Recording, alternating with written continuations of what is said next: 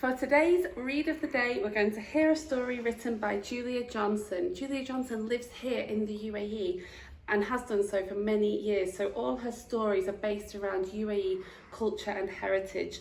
And this story is called The Old Man and His Donkey. The two of them had been together for as long as the villagers could remember. True, they'd both seen better days. The old man was a bit gnarled and bent now, rather like some of the trees he loved, but he was still nimble and full of energy. Everyone in the village called him Abu, which means father. The little grey donkey was old as well, and a bit threadbare, but she was still sturdy and strong, and the old man loved her dearly. Every morning before the day grew hot, the old man set out with his donkey to fetch water for the village. In those days, the water was carried in a big metal drum called a bowser, which was loaded onto a cart and pulled by a donkey. Abu and his donkey enjoyed the early mornings. The air was cool and fresh and clear, and everything smelled good. The old man loved to watch the sun rise over the mountains, changing them from steely grey to soft mauves and misty pinks. The little donkey dragged the heavy cart over the rocky paths, the old man at her side gently whispering to her. The donkey knew every rock and every tree, every nook and every cranny in the mountains. She could have found her way blindfold. From time to time they stopped to rest, and the donkey watched and waited as Abu dipped his hand into his pocket and produced 2 dates. "One for you, my friend, and one for me," the old man chuckled, and the donkey gobbled it up. The villagers were always waiting, ready to fill their clay pots with water when they returned. "Here they come," they cried, as soon as the old man and his donkey came into sight. There was water to drink and water for cooking and water to wash, and when they had finished washing, the villagers poured the water they had used round their thirsty plants. Not a drop was wasted. Sometimes in the cool of the early evening, Abu gathered firewood and the donkey carried it. Sometimes the donkey was laden down with sacks of rice. Sometimes she carried Abu if he was feeling tired. And in the long dark nights, she had a very special job to do. One morning, the old man and his donkey were on their way back to the village with the water cart as usual, when they were startled by a loud noise behind them. Abu turned round and saw a big, shiny truck. A young man leaned out of the window and shook his fist. "Move out of the way, old man," he shouted crossly. "Didn't you hear me blow my horn?" Abu and his donkey watched as the truck sped past them and disappeared in a cloud of dust. When they reached the village, they were surprised that no one was waiting for them. Not a single villager, not a single clay pot. And then they saw why. The truck had brought water, lots and lots of water.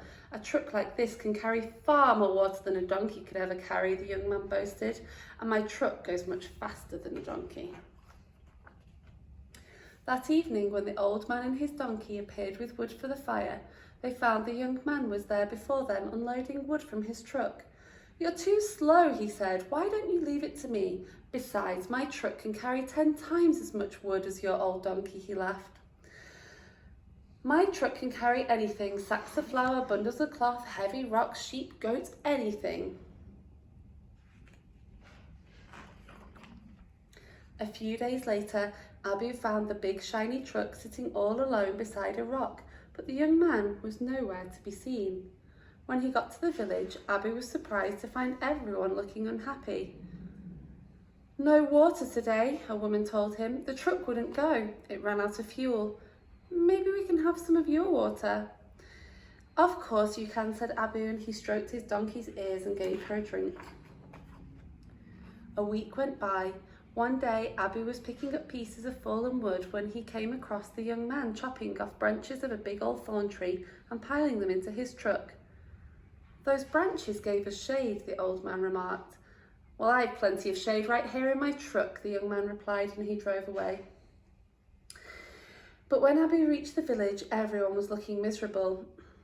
"No firewood today," said a small boy. "One of the tyres on the truck was stabbed by an old spiky thorn, and the air hissed out and left it flat." Abu pointed to the load of wood strapped to the donkey's back.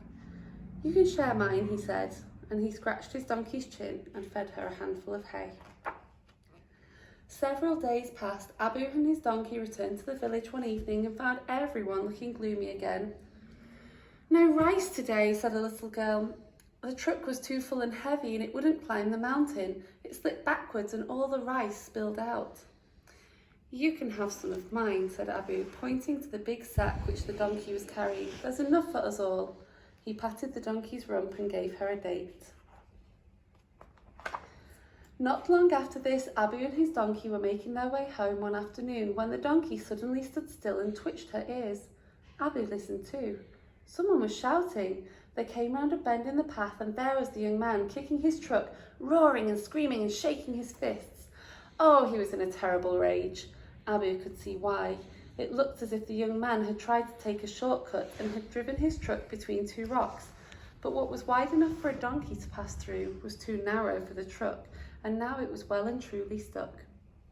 In the back of the truck stood lots of goats. They looked a bit surprised and they were all trying to climb over each other to get out. "Let them out," Abu suggested. "They could graze while you fetch help." The young man turned round. "Oh, it's you," he said rudely. "Can't you see it's going to be dark soon? If I leave them here, a wolf might take one, or a fox." "Well, you'll be quicker without them, and my donkey will look after them." The young man started to laugh. "What? You must be joking. What use is this scruffy old donkey?"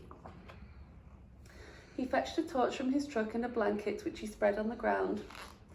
"I will keep watch over the goats," he said, "and I'll fetch help in the morning. It will soon be too dark to see." He glared angrily at the truck and sat down on the rug. But he was so tired from shouting that before long his head began to nod and his eyelids began to flutter, and soon he was fast asleep. The old man smiled and the donkey tossed her head. Darkness fell and the young man slept on. In the middle of the night he woke up with a start. Where was he? What were these horrid hard lumps he was sitting on, and what on earth was that dreadful noise? Then he recognised the sound. Of course, it's that wretched donkey. She was braying for all she was worth. He was about to shout when he remembered the goats. Good gracious, had he fallen asleep? What time was it? Had something happened to the goats? Then he saw a pair of eyes gleaming in the darkness. There was a sudden yelp as the donkey kicked with one of her hooves. Feeling for his torch, the young man shone in the direction of the noise and saw the goats huddled together, all safe and sound, and watching over them was the donkey. In the torchlight he could just make out a long bushy tail as an animal hurried away into the night. "You see, my friend," said a voice in the darkness, "unlike your truck, I can always rely on my donkey." In the morning the young man had gone and he was never seen in the village again, but his truck can still be found in the mountains, old and rusting now, still firmly wedged between the huge rocks. The end.